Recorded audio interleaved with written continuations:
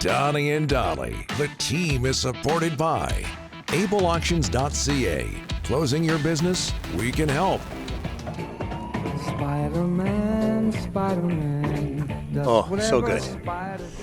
Okay. All of our guests today brought to you by Able Auctions, ableauctions.ca. And that includes singer-songwriter, winner of 5 Grammys, 15 Junos. The best. He's in a big red chair on The Voice. He's hosting the Junos March 30th at Rogers Arena. Canucks superfan, friend of the show, longtime friend of the show, Michael Buble, pride of Burnaby, joining us now. How are you, sir? Good morning. Thank you, Abel, for having me. No problem. Loving the jersey. What do you think of when you see that flying V? Looks like it's is it Tiger Williams? You better believe it. Tiger. Yeah. Love it. You know what? Oh man, the sentimentality is deep. And I think about my grandpa and my dad taking me to almost every single home game down at the Coliseum. And we used to walk backwards. You know where the horse races were there? Yeah. We used to, because I would be cold. I was a little kid. And my grandpa would always say, walk backwards. The wind against your back is better, buddy. So I remember him and I holding hands and walking backwards. This is the greatest times of my life. What's your man cave situation right now versus how you used to watch Canucks games when you were a kid growing up in Burnaby? Oh, no. I have my own man cave now. This is not it. This is my son's bedroom. Okay. But I have my own man cave. My wife made me this cool. It's not very big, but it's me and my buddies go down there and gonna go watch the Super Bowl and everything. And it's pretty cool. It's nothing fancy. Just, a place to hide from children who never leave you alone. Yeah. Well, you've got 17 of them, so I don't blame you. Hey, the Canucks beat Colorado last night 3-0. I'm sure you were watching. But what's your opinion of the Canucks 2 trades? What was your opinion on Friday of the Canucks 2 trades? And what's your opinion now after a couple of games with the new players? Oh God, you know what, man? I think we talked earlier about this that. I'm a guy who my brother-in-law sent me a text from 3 years ago or whatever it was when we traded for JT Miller 4 years ago. And it's me getting upset that how dare we give a first and a third to Tampa for this guy who couldn't stay on the Rangers and couldn't make it past the second line of the Lightning. And I'm saying, what has he done? This is terrible. And look how that turned out. So don't listen to what I think about trades. I thought it was amazing. Under the circumstances, I absolutely loved it. Loved the move. Loved it. And what about now?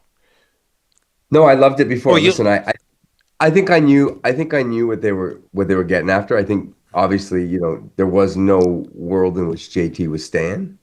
And I think they, I knew maybe things other people didn't know. I knew that, Cheadle was obviously in the first. But the Mancini part of it was a part where I knew how much the Rangers coveted him and how much the Canucks did too. And I think, I'd never heard of him before, but I think that now you're starting to see that coming out where, you're realizing that was a more pivotal part of the deal. And then they take that first and they go get Marcus Peterson, who some people will argue is top 5, top 10 best defensive defenseman in the league. And now you can see they're starting to build from the DL, which is something I've really not seen much as a Canuck fan. And you can see, guys, like the last 3 games, how different it is out there. And I know the results aren't always there, haven't been there. They weren't there the first game against Dallas, but it's just a different team. And that's without Quinn. So I can imagine it gets even better when Quinn comes back. I wrote Thatcher last night and told him that I was just happy for him, and I know it means a lot. And he loves the people here, man. He just loves it. It means a lot to him. He's a really competitive guy, and I know, they care. They care. They want to be here. That was a heavy name drop there, by the way. That's not even heavy. Not even heavy, truthfully. No. That was good. I like that. If you knew who else I talked to this morning, you would think, you can't. You can't do that. You can't tease us like that. Who was it? No, I'm just not. I just wanted to show off. Oh, okay. No. I just, you know what?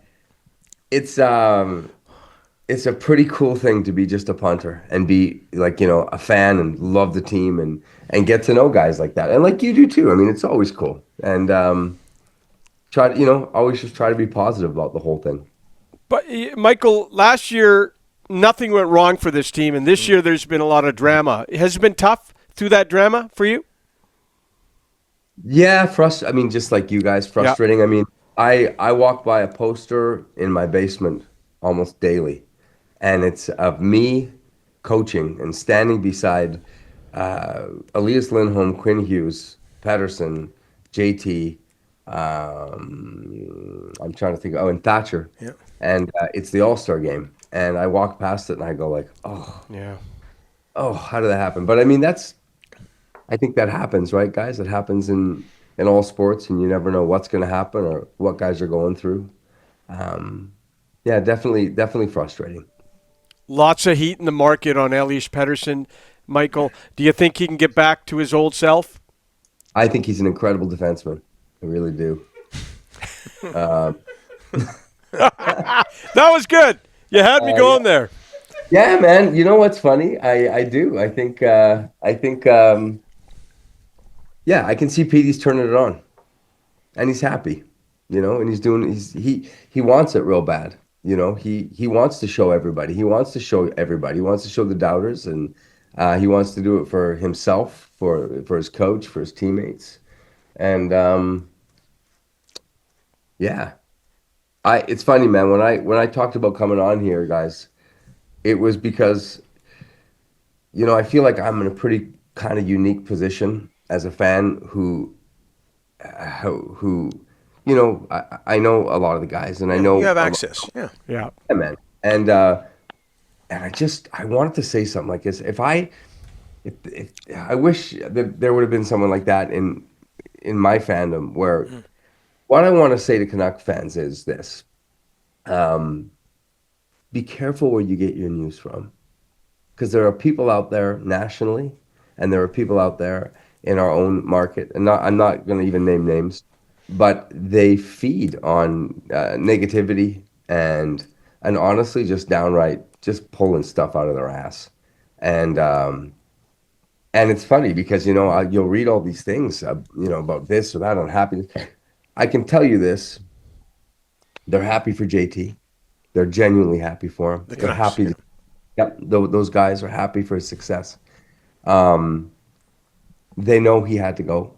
Of course, they know what they're losing, but they're also happy for themselves. That's a happy dressing room.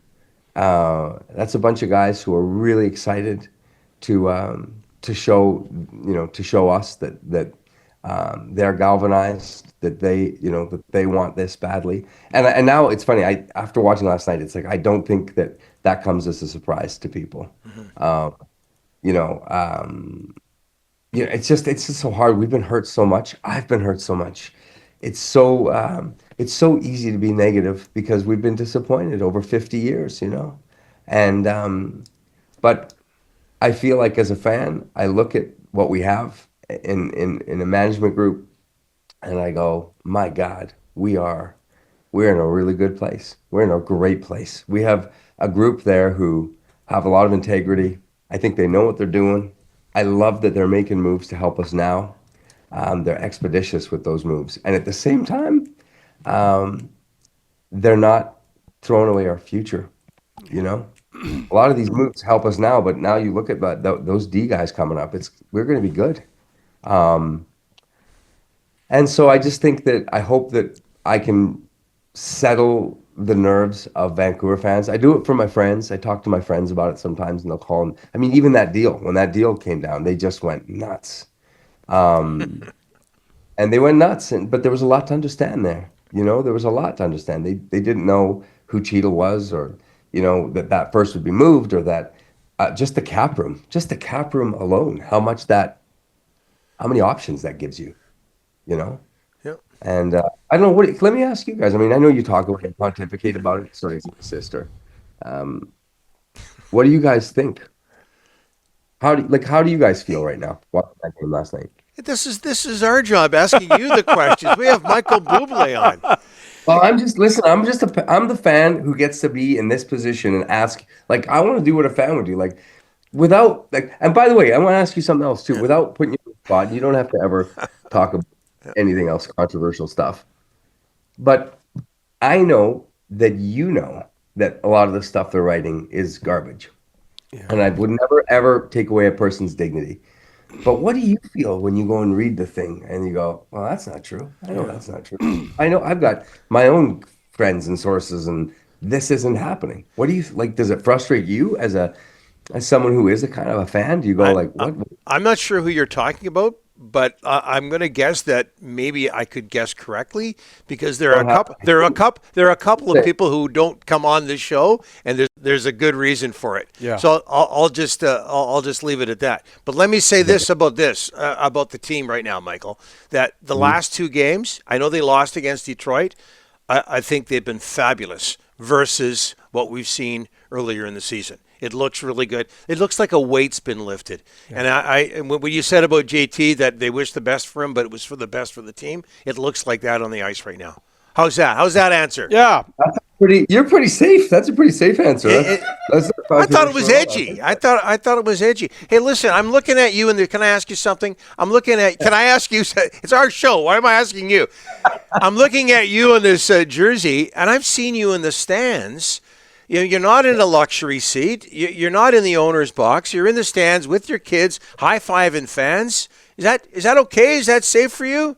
You're a big celeb. Kidding me? That's the best. I love both. You know what's funny? I love going to see. My kids don't want to sit in a box to watch the game. Right. Yeah. But they love it. They love going out, and people are always beautiful. I love that part of my life. I love my city. There's a reason I never left. I feel like everybody else left and said, well, yeah, I'm Canadian, but my home is, and I just, I love it here. I don't know why you'd leave. Why the hell would you leave the greatest city in the world? And the only reason I do like the box is I go up there sometimes with Francesco or Ron Toigo, and I like those guys. I like hanging with those guys. But also I love a bathroom. Yes. Yeah. No lineup access. No lineup. Nothing like that. It is the number one reason, isn't it? There's no question about it. Hey, we got a time here, but Michael, what's going on in your career? First of all, you're hosting the Junos. I know that. Yeah, hosting the Junos. Again, that's all about how much I just love my city. I love my city, my province, my country. And what I wanted to do, guys, is when they called me to do it, I said yes, but I said I need it to be a party. I need it to be a block party. And when I say, listen, this is not me being woke or giving you some virtue signaling crap. Man, I play like ball hockey in my basement and stuff. And if you look at the guys that come, we are every single color and culture.